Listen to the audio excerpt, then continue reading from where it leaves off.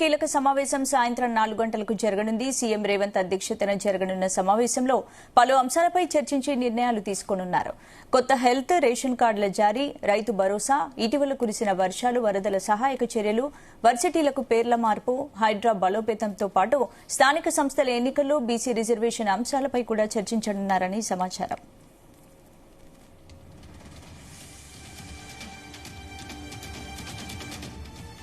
ఇదే అంశానికి సంబంధించి పూర్తి అప్డేట్స్ మా ప్రతినిధి శ్రీచరణ్ అందిస్తారు. శ్రీచరణ్. గుడ్ మార్నింగ్ స్పందన. ఈ రోజు సాయంత్రం 4 గంటలకు మంత్రిమండలి సమావేశం జరగనుంది. పలు అంశాలు కూడా చర్చించనున్నారు. ఇటీవల కాలంలో తరచుగా వినిపిస్తున్న ఒకటే ఒక పేరు హైడ్రా. సో ఈ హైడ్రా పైన ప్రత్యేకంగా దీనికోసం ఒక చట్టబద్ధత కల్పించాలని కూడా ప్రభుత్వం యోచిస్తుంది. సో ఈ రోజు కేబినెట్ అజెండాలో ఇది కూడా ఒక one of the main topic గా కూడా ఈ రోజు మంత్రి మండలి సమావేశంలో ముఖ్యమంత్రి, మంత్రులందరూ అధికారులతో చర్చించుతున్నారు. హైడ్రాకు చట్టబద్ధత కల్పించే దానిపై ఆర్డినెన్స్ ఇవ్వాలా, లేక అధికారుల బదలాయింపు చేయడమా, లేదా రెండింటిని అమలు చేయాలా అనేది ఈ రోజు జరగనున్న కేబినెట్ సమావేశంలో నిర్ణయం తీసుకోబోతున్నారు.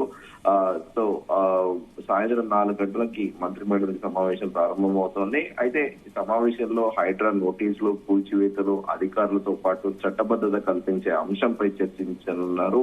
ఇప్పటికే దీనికి సంబంధించిన ముసాయిదా కూడా సిద్ధం చేసినట్టు కూడా ప్రస్తుతం సచివాలయ వర్గాల్లో చర్చ నడుస్తోంది. అయితే హైడ్రాకు ప్రత్యేకంగా ఆర్డినెన్స్ ఇవ్వాల్సిన అవసరం లేదని ప్రభుత్వానికి న్యాయశాఖ ఒక నివేదిక కూడా ఇచ్చింది.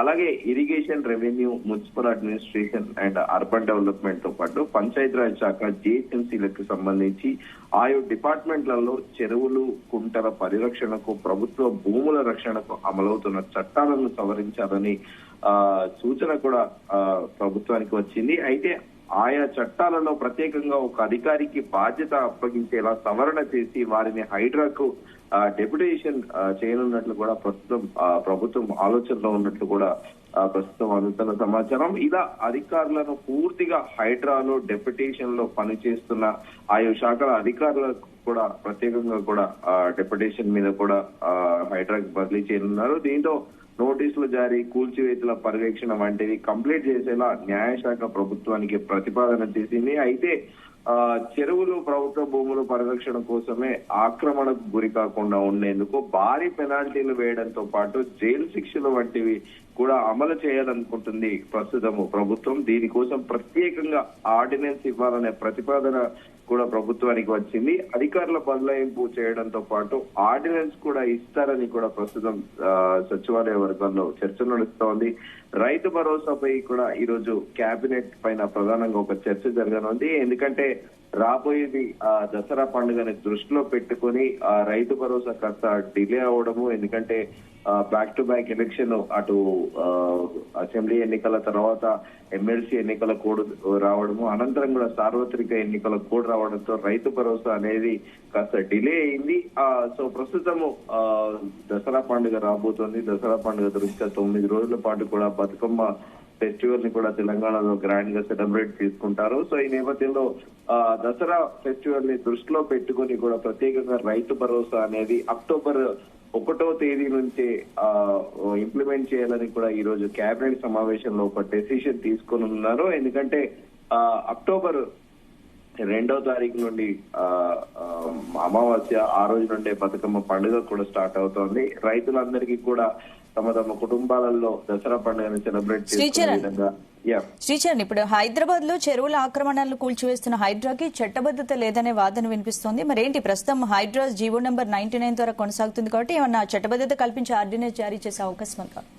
డెఫినెట్ గా న్యాయశాఖ ఇప్పటికీ కొన్ని సిఫారసులు కూడా పంపించింది. దీనికి ప్రత్యేకంగా ఆర్డినెన్స్ ఇవ్వాల్సిన అవసరం లేదని కూడా ఒక లా డిపార్ట్మెంట్ ప్రభుత్వానికి ఒక నివేదిక కూడా ఇచ్చింది. సో అయితే ఇప్పుడు ఇరిగేషన్ తో పాటు revenue, municipal administration and urban development తో పాటు పంచాయతీరాజ్ శాఖ, జిహెచ్ఎంసీలకు సంబంధించిన ఆయు డిపార్ట్మెంట్ల చెరువులు, కుంటల పరిరక్షణకు ప్రభుత్వ భూముల రక్షణకు అమలవుతున్న చట్టాలను కొద్దిగా కాస్త సవరించాలి, అమెండ్మెంట్ చేయాలని కూడా న్యాయశాఖ సూచనలు ఇచ్చినట్లు కూడా ప్రస్తుతం చర్చ నడుస్తోంది.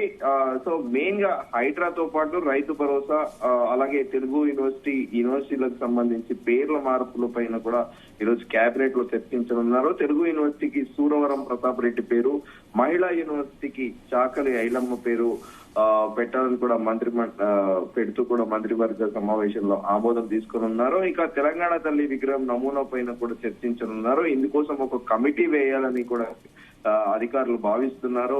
ముఖ్యమంత్రి రేవంత్ రెడ్డి కూడా సేమ్ ఇదే థాట్ లో ఉన్నారు.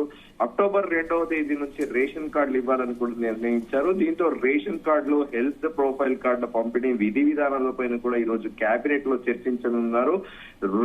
2 లక్షల రుణమాఫీపై ప్రతిపక్షాలు తీస్తున్న ఆరోపణలు సరికాదు కాదనేది కూడా దీనిపైన కూడా మంత్రివర్గ సమావేశంలో చర్చించనున్నారు.